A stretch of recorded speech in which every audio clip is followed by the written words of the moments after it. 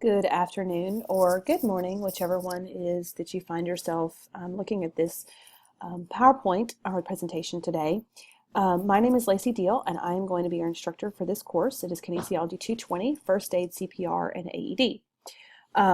For this course and for today, we are going to basically look over your syllabus, your course calendar, look at assignments, when those are due, when your quizzes are due, and what you should look forward to each week. We're also going to go over Chapter 1, that's background information. And then at some point this week, before Friday at midnight, you need to log on to Moodle and take quiz number 1. We'll talk about that more in just a minute. For this class, the purpose is to provide you with directions on how to perform CPR and use an AED during an emergency. You'll also learn current information on injuries, illnesses, what signs you should perform for first aid, what to look for, what treatments and steps should be taken for completing these skills. Your book, First Aid, CPR, and AED, Standard 6th edition, is in the bookstore, or you can get it online. It is required. I know a lot of you won't get it, but I highly, highly recommend that you do, because each week you will have quizzes, and on those quizzes there will be information that I will pull from the book, and then I'll also pull from the PowerPoints in these presentations. I will not provide you with the PowerPoint presentation. You will have this presentation that you'll pull from to find the information for the test. So I highly recommend that you get the book, just so that you're not left lost and not know what to do. So it is required.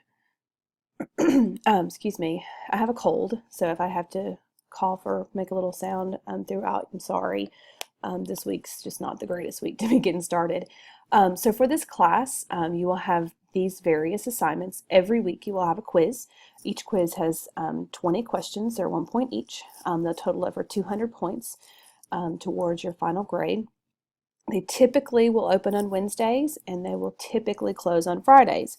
Now, that being said, we have one Friday that we're going to be out for Good Friday. So on that particular week, it will close on Thursday. So make sure that you go in and check that date to make sure that you get your quiz done before school is out of that week. Every other time, it will be on a Friday. I give no extensions for missed quizzes. I'm sorry, everyone has the same amount of time to do them. So just make sure you get on your phone, mark your calendar, and make sure that you set a reminder to take your quizzes before midnight. If you log on at 11:55 to take your quiz, you're going to have 5 minutes, and whatever questions are submitted is what's going to go through. So just do those, get them over with. Throughout the quarter, you'll also have 4 video assignments that you'll need to complete. We'll talk about those more in greater detail later. Basically, they're just really, they're fun activities where you're going to actually work with a partner, a friend, whoever you have, and you're going to actually demonstrate in video form to me how you complete various skills. Those will be 4 of those. They're 50 points each, and they'll total for 200 points. Again, we'll talk about that more later. You'll also have to complete a home or office or school, dorm room, whatever safety plan. Again, we'll talk about that more later, but that will be worth 100 points. You'll also have 2 discussion boards, 50 points each, that you will need to present, that you'll need to do on Moodle twice during the quarter, and we'll discuss those later at later dates as well. And then you'll have your final exam, and it will cover everything for the quarter. It's a comprehensive exam. It's 150 points. You'll have that at the end of the quarter. So if you have any questions about any of your assignments, please let me know.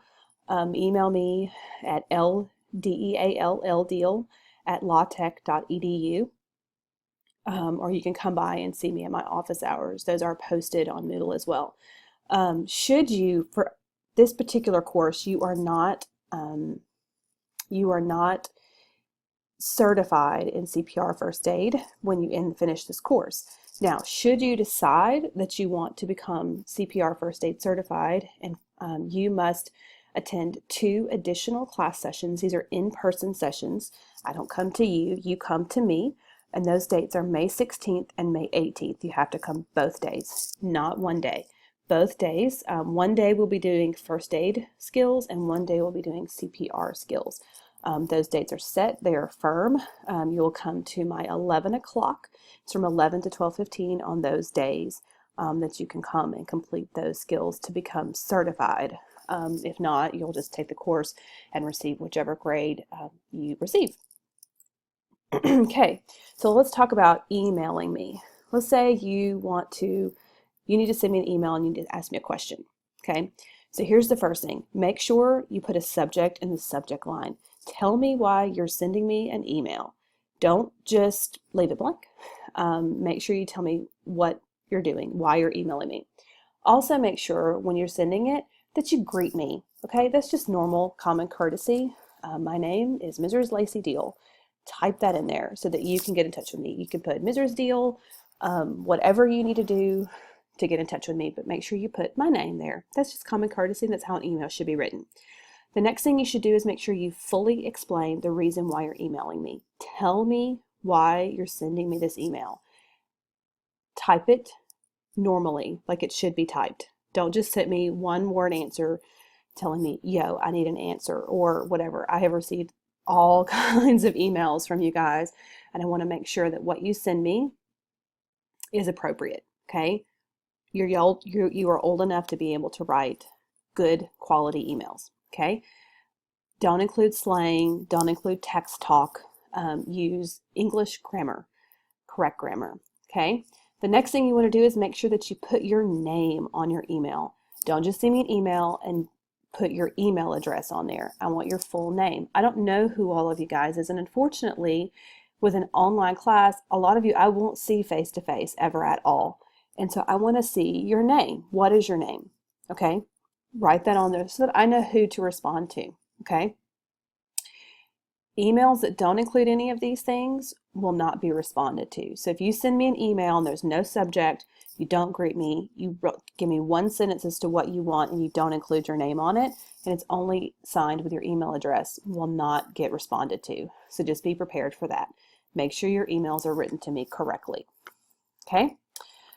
All right, so here's what we're going to do. We're going to go in and we're going to actually look at the course calendar. Those of you who are in this class should get on to Moodle. Make sure that you go in, and this is Kinesiology 220 V84. You should be on Moodle. To even access this PowerPoint, you should be on Moodle. So when you go to Moodle, the very first thing it's going to do is going to see your overview, and it's going to tell you just about the class. Here's your assignments, 10 weekly quizzes, first aid skills, assignments, video assignments, homework, safety plan, final exam, and where I'm located. You can find me in Memorial Gym 214. That's downstairs, or not say downstairs, on the main floor. When you walk in the main doors, my office is on 214, which is the main level. If you go to downstairs to find me, you'll go into the basement. So the first thing we're going to look at is this course syllabus. So we're going to click on there. There's your syllabus. It has my office hours, Monday, Wednesday, Tuesday, Thursday. Actually, Monday, Tuesday, Wednesday, Thursday, from 1 to 2. Then I'll be in there from Tuesday and Thursday, 9:30 to 12, and then on Fridays from 11 to 12. I do teach back-to-back classes on Monday and Wednesday. So if you just happen to come by looking for me in the morning, I'm going to be in class and won't be able to answer any questions that you have. So if you scroll down, there again is your course, your points totals written for you. If you scroll all the way down, you're going to see the course calendar. This is tentative. It might change. It's highly unlikely that it will change with an online course, but just in case, here it is. So what we have is the first week we're looking at course syllabus, course review, chapter 1, background information, and then discussion board number 1. That is actually due by Friday at midnight. You need to do this. Anything that's submitted after Friday will not be counted towards points, and that's 50 points. We're going to talk about that again in a few minutes. And then quiz number 1 is also due by Friday at midnight.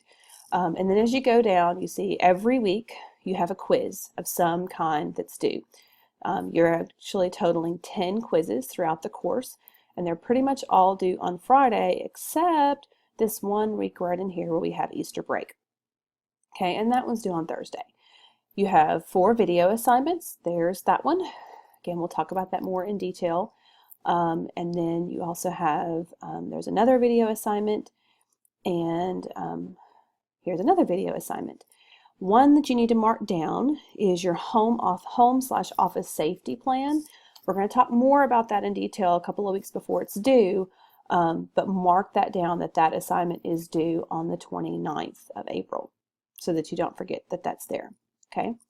All right, so that's your schedule. What I would recommend is to go into your phone, put those dates in your phone, however, write them on your calendar, whatever you do, just make sure you put those dates down so that you know you need to go in and do that work. Okay, so now we're going to go back to our PowerPoint so we can keep going through, okay? Our PowerPoint, okay? All right, so chapter 1 basically goes over why we do first aid. It is highly recommended that you read chapter 1 before you take the quiz. Again, I sometimes will pull questions from the book that you won't find on the PowerPoints, and you don't want to miss those questions just because you didn't happen to read the chapter.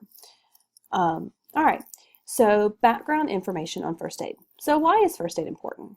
So it's better to know first aid and not need it than it is to not know it.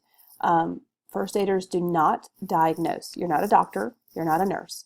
Some of you might one day, but as of right now, you are not a doctor and you're not a nurse, so you're not going to diagnose and tell people what is wrong with them. Now, and that being said, they might have a bone protruding from their arm, so it's pretty obvious to be able to say, I think you have a broken arm. But when it comes to illnesses and those kinds of things, that is done with the hospital. So, so who needs first aid? Intentional and unintentional injuries constitute a major threat to public health and are referred to as the neglected epidemic. Okay, what does that mean? It means, so if you look at this little diagram on the side over here, it talks about the total number of injuries that typically happen in the United States. So if you look at the bottom, it says injuries treated by first aiders. That's a pretty large portion of injuries that are treated. And then you have injuries resulting in treatment in emergency departments and physicians. Okay, so obviously first aid injuries are treated more by people like you than they are actually by emergency departments and physicians' offices. Then you have injuries that require hospitalization, not as many. And then if you actually look at injuries resulting in death, they're really small compared to the number of injuries that are treated by first aiders. Okay. So to think about that, every year, 1 in 4 people experience a non-fatal injury serious enough to need medical care or to restrict activity for at least one day. I think pretty much everybody listening to this can be able to say that they've had some kind of a first aid injury. If you've had to put a Band-Aid on because you cut yourself, that's first aid. Some of you have probably had incidents where it's been so traumatic that you had to have stitches or you had to have a bone reset. We're going to get the chance to share those stories throughout our time here. So think about what you got and get ready, and I'll talk about discussion board number 1 in just a few minutes. Sports-related non-fatal injuries are treated in hospital emergency departments more than any other type of unintentional injury. And I think that should probably be for pretty obvious reasons. Because typically with sports, you're being very active, people aren't always paying attention, or they're acting very aggressive, and that behavior can cause injuries. So, so that explains why we do first aid and who needs first aid. Okay, so again, so here we go. We're going into why first aid. So a delay of at least 4 minutes when a person's heart stops can mean death. So that's 4 minutes. So I want you to look at your watch and just glance at it. And then in a few minutes, look back down and see what 4 minutes is. It's really not that long of amount of time when you think about an emergency. Okay, most injuries do not require life-saving efforts. That's pretty big to think about. Okay, the other thing first aid does is it adds value to yourself. It allows you to care for your own injuries and to know what constitutes an injury. It also allows you, if you're injured and you can't care for yourself, but you're able to speak, it allows you to provide those people who are trying to help you with the proper care of how they should be able to treat you. And it also helps to develop safety awareness and promotes injury prevention. So if you kind of know what injury might come from doing something that's kind of stupid, you might, in the back of your head, say, maybe this is not the smartest idea because I might potentially break an arm or have to get stitches for my behavior. And then it also adds value to others. It allows the person who's being trained to offer proper assistance to family members, co-workers, acquaintances, and even strangers, just because you're first aid certified or because you're trained in first aid. Okay. It also adds value in remote areas. Some settings demand that people are prepared to give first aid for an extended period of time. So let's say you're in an urban area after disaster. Remote occupations, if you work out in the woods, if you're a forester, or you work somewhere in the oil field where you're not able to get to first aid care, immediate medical assistance quickly. If you live in a remote community, and then if you're in developing countries, people do missionary work, such of the nature. So extra skills are sometimes required when you're in these types of situations. I myself have actually been injured in a remote area and had to wait about 45 minutes until I could get care. And it kind of helped me to know what to do in that time, and I'll talk about that more in just a few minutes. So what is first aid? First aid is the immediate care given to a person who has been injured or is suddenly ill. It does not take the place of proper medical care. Okay. First aid can mean life versus death. It can mean rapid recovery versus long hospitalization. It can mean temporary versus permanent disability. First aid includes treatments that people can give themselves. Putting on a Band-Aid is first aid treatment to yourself. If you are somewhere where you injure or you break your arm, holding your arm to your body and getting to safety or getting to somewhere that help, that is giving yourself first aid. That is what first aid is. Okay, so most of us have some kind of first aid supply in our house. Again, Band-Aids are a form of first aid supplies. So supplies should be customized to include items used on a regular basis. So if you live at your house and you think about the things that the type of injuries that might happen at your house, typically cuts are very normal, especially for the kitchen. You might also have burns in the kitchen. You might have bruises. You might fall. I'm really accident prone. I hit my hips on door frames and tables of various sizes all the time. So we have, and I have small children, so we have ice packs available. We have Band-Aids available. We have aloe vera gel available on a pretty regular basis. But our first aid kit at home is stocked full of Band-Aids, antibiotic ointment, and we also have scissors and tweezers. I do a lot of pulling I'll do a lot of pulling splinters out of fingers.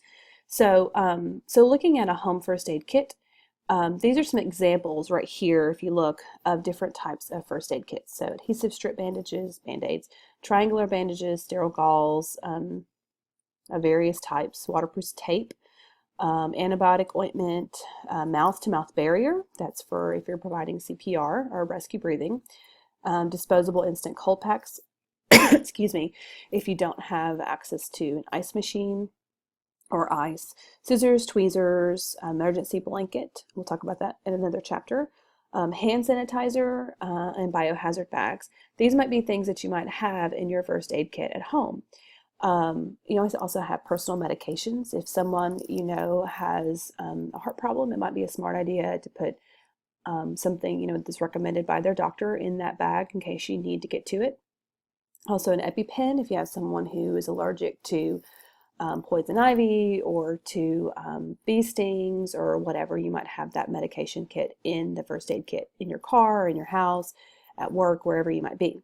Okay, a smaller number of items would be included in your home first aid kit as compared to your work first aid kit.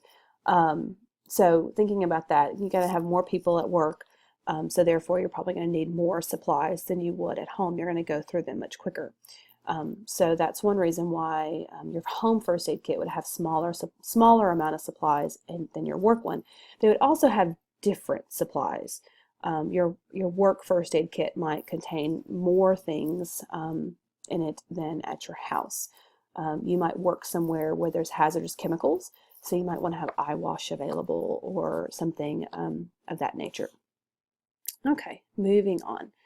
So one of the bigger things we're going to talk about right now is first aid and the law.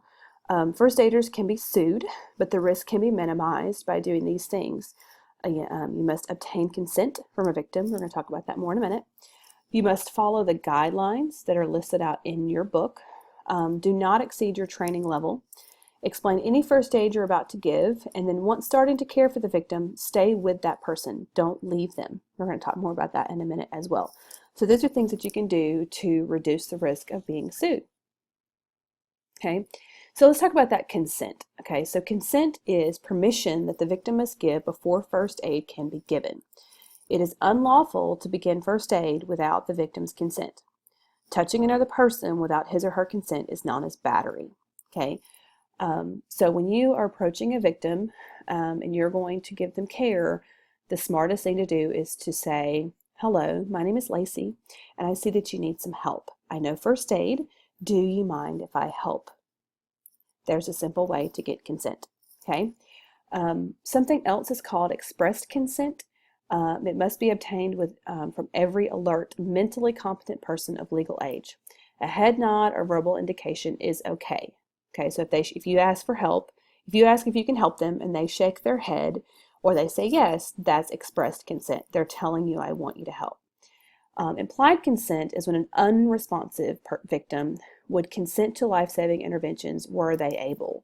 Okay, so you're going to automatically assume that someone who's unconscious would allow you to give them care if they were conscious and able to talk to you or give you a head nod.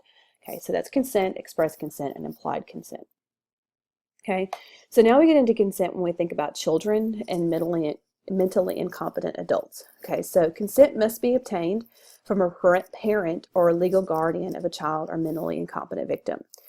Now, that being said, you should not withhold care to go and locate the parent or the guardian of the child or a mentally incompetent adult. Okay, so if you're working with a child and you're at a camp or you're a lifeguard and you're at a pool or whatever, and a child gets injured and you're on the playground and you look around and you don't see anyone around, you shouldn't leave the child sitting there on the playground with a broken bone or a scrape or whatever to go and look for their parent before you ask for consent. If the parent is willing to leave their child alone, then they are giving you consent to care for them if something happens. Okay? Now, first aid should be given based on implied consent when a life-threatening situation exists and a parent or guardian is not present. So that means if its situation is bad enough, meaning the child is unconscious, then that consent is automatically implied. Okay. All right. So let's say that person refuses to accept your help. Okay. So an alert, mentally competent adult can reject help. Okay, if they don't think that you're going to help them in any way. Okay.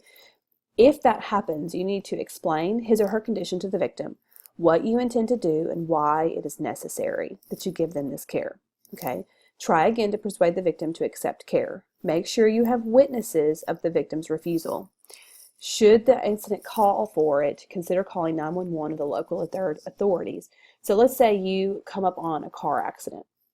In that car accident, you see that the person is injured badly, and you come up and they're conscious, and you say, "Hello, my name is Sarah. I'm trained in first aid. Can I help you?" And you can obviously see that they have a broken bone or that they're having breathing difficulties, but they say, "No, I don't want any help. Someone else, I've already called somebody. They're coming to help me." Okay. Now, for your safety, don't leave them. Stay there. What I highly recommend is to call 911, or if you live in a remote area and you don't have 911, call the local emergency number and tell them, "I'm at an accident.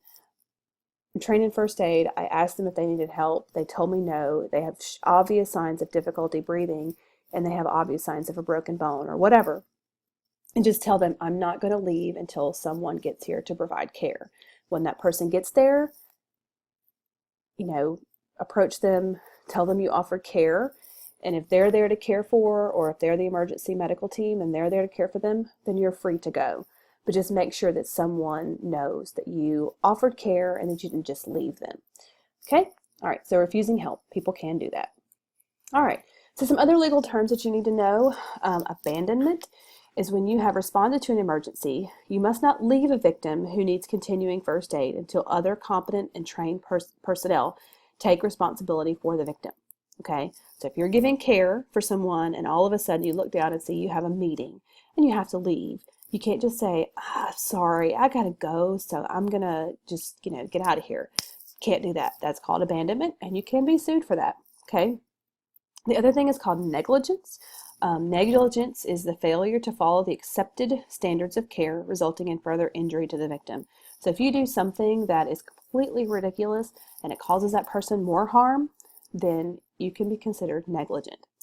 The other big one is called confidentiality. Okay, so only discuss information about the victim with those who have a medical need to know. That does require reporting rape, abuse, and gunshot wounds. So whenever some situation like that happens, you might learn information about someone that they don't want someone else to know. So you need to make sure that you include that information and don't share that information with everybody at church on Sunday. Okay, that's confidential. Excuse me. All right.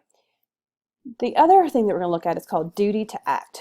You do not have to help a stranger unless you have a legal obligation to that person or you were involved in the event that led to the victim's injury. Okay, so let's say legally obligated to that person means that your child, you are legally obligated to help your child.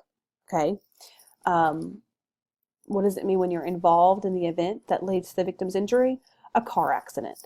If you're in a car accident and you leave the scene of the accident, you are considered to be fleeing an accident and you're abandoning, and you can be sued and you can be put in jail for that. Okay. The other thing, the other reasons why we have a duty to act is if you are designated by your employer as the person responsible for providing first aid to meet Occupational Safety and Health Administration requirements. That's OSHA. Okay, so let's say you start working somewhere and later in the future you become a CPR instructor, and you are designated by your employer as the person who is going to train all of these people at your workplace for CPR. And they mark you down on their paperwork as the OSHA representative. As that person who takes on that responsibility, you are required to give aid when aid is needed. The other people who are legally obligated to act under this clause are people licensed by the state to give emergency care, and your state does require that you give care regardless of whether you were involved in the scene or not. So a nurse, a doctor, EMTs, people of that nature are required to act in some states. And then also if you have a pre-existing relationship with the victim, again, they're your child, you were in the car accident that caused them the injury, things of that nature. Okay. All right. So then we have Good Samaritan laws.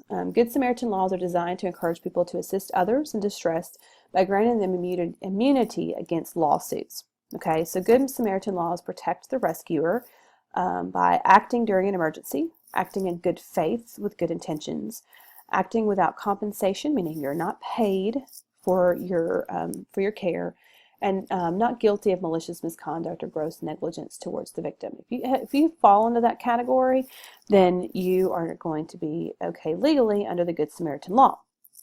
Now, the Good Samaritan law does not protect first aiders who have caused further injury to a victim, who have poorly given first aid, and for who have exceeded their scope of training. Okay, so this is kind of taking it way out there, but let's say you are not trained to insert a breathing tube into someone who is not breathing. If you attempt to do that and you hurt them further, you will not be covered under the Good Samaritan law. Okay, so that's Good Samaritan laws. All right, so thinking about injury, it's easier to prevent an injury than it is to treat one.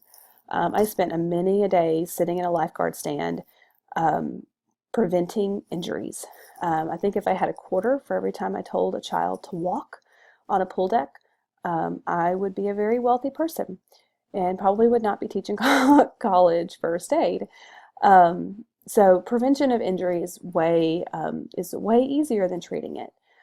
So effective prevention uses a combination of these three E's: education, enforcement, and engineering. So education is interventions attempt to change behavior through information. Okay, so I'm going to educate you on first aid so that by the time this is over, you are more aware of things that could cause you injury and you might not do them. Okay, enforcement tries to reduce dangerous behavior through the enforcement of laws and regulations. Why those laws are there, they tell you if you go to a national park and they tell you not to feed the animals. There are many reasons why you should not feed the animals, especially the bears, because they might hurt you. So those rules are there for a reason. Same thing with speed limits. The reason the speed limits are there is to help prevent injury, to help prevent car accidents. Study after study has been done that tells law enforcement what a proper speed should be in an area, and those speed limits are there for a reason. And the other E is engineering. Interventions require no work on the part of the individual. Okay, so meaning that the things in your house or the things in your car are designed with safety in mind. A seat belt, okay? Yes, it requires you putting on, actually when you get in the car, clicking the seat belt on, but that little device, without you actually doing anything, can save your life and prevent you from going through the windshield of your car during an accident. That is engineering. Okay, so those three E's, education, enforcement, and engineering, are the three E's of prevention. All right, so that reaches the end. We had a really short session today. It's now time for you to complete quiz number 1. You don't have to do it right now. You can go through and read the chapter, but just make sure that before Friday at midnight, you complete quiz number 1. Don't wait to the last minute. Also, do not forget to submit to discussion board number 1. You can see that on Moodle. I will go in right now and show you where that is. So if you, let me go back. And here it is, getting to know you. There's your discussion board number 1. So I'm going to read the instructions for you because I want to make sure that you know what I'm talking about. It says, so to start the course, we will take a few minutes to introduce ourselves, to introduce yourself to the class without any time, about any times you have had to complete first aid. Nothing is small. Putting on a Band-Aid is first aid. In order to receive the full credit for this assignment, that's 50 points, you must write a paragraph, 4 to 5 sentences telling the group about yourself, what your major is, where you're from, what you want to do after school, your pets, siblings, spouse, interests, anything that you want to talk about. Okay, just tell us about you. Write a paragraph, not just a few sentences. Tell us about yourself, okay? Not bullet points either. You must also tell us about a time you were given first aid, whether it was to yourself or to another person. Some of you are going to have really crazy stories, and some of you are going to not have anything to share because you've never really done first aid before. But just tell us about it, anything that you might have had to done. So by chance you have not ever done first aid, you would like to just tell us what you want to get out of the course, okay? This portion is worth 10 points of the 50 points total. The other thing you're going to need to do is after you've written your paragraphs, you must write a constructive, not one sentence response to 4 other students in the class. Okay, that totals 40 points, 10 points each. Keep in mind this is a discussion. What would you say or how would you respond to someone when having a conversation with them and they tell you about themselves? What things would you say? Would you ask them a question? Would you say, oh, that's really neat, that happened to me too? And then elaborate. Spend some time getting to know your fellow classmates. We live in a really small world. You'll be really surprised that some people in your class, you might know them, or you might have acquaintances, or you might just find something interesting about somebody and bond over that. Get to know everybody. That is due by Friday at midnight. No other, after anything posted after Friday at midnight will not be graded, and you'll just receive a 0 or partial credit. Now, if you look, I have already posted a thread to the discussion board. So I'm going to take the time to kind of introduce myself. I should have done that at the beginning, but I wanted to wait until now so that I could tell you about myself on the discussion board. So I got myself into the world of first aid originally as a lifeguard. I became lifeguard certified and then eventually worked my way up to becoming a lifeguard instructor trainer. And I actually used to run the old Louisiana Tech facility, the old tech pool, the dilapidated beast that's just sitting in the middle of campus. But then after leaving tech, I got the opportunity to move to Houston, Texas. And in Houston, I worked for a company called DS Recreational Services, and we managed 32 swimming facilities in the North Houston area. In that time, I basically trained all of their lifeguards and swim instructors that we would use every summer. I trained about 500 lifeguards during my time that I was there, and several hundred swim instructors as well. But in the fall of 2005, I bid my time in Houston, and we decided to move to Austin. And that's where I lived for 7 years. I was the aquatics director for the Jewish Community Center of Austin, and loved my job. I managed everything that had anything to do with the pool, programming, maintenance, staffing, training, you name it. I did it. If it touched the water, it was mine. And then after 7 years of being in Austin, my husband and I made the decision to move back here to Ruston for my husband to teach. My husband is teaching architecture, and I'm over here in kinesiology. We have 2 children, Ollie and Finn. I will talk about them sporadically throughout the quarter. So that's a little bit about me. But to share you my first aid story, I have lots of first aid stories that I will share throughout the quarter, but my most crazy first aid story actually is on myself. My husband and I were big mountain bikers growing up when we first started dating and before we had kids. And one year we made the decision to go to Angel Fire Mountain in New Mexico and go mountain biking in the summertime. And we drove all night long. We got there early in the morning. And this place, you can actually put your bike on the lift, and they'll take your bike up on the lift, and then you can on the ski lifts, and then you can come down on your bike. And for some reason, my husband and I, again, this is that those 3 E's, that engineering, we did not think that we needed a full face helmet when riding down the mountain. And so I only had a regular helmet that just goes on top of your head, and I didn't have one that protected my face. Well, very quickly after coming off of the lift, I think I probably rode about 300 yards, maybe not even that much.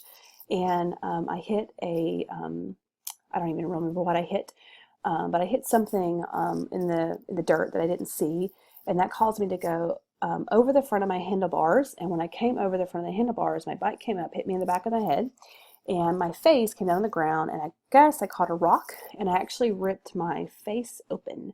I had about 13 stitches on the outside of my upper lip and about 10 on the inside of my upper lip. And this is where I had to sit for a prolonged amount of time.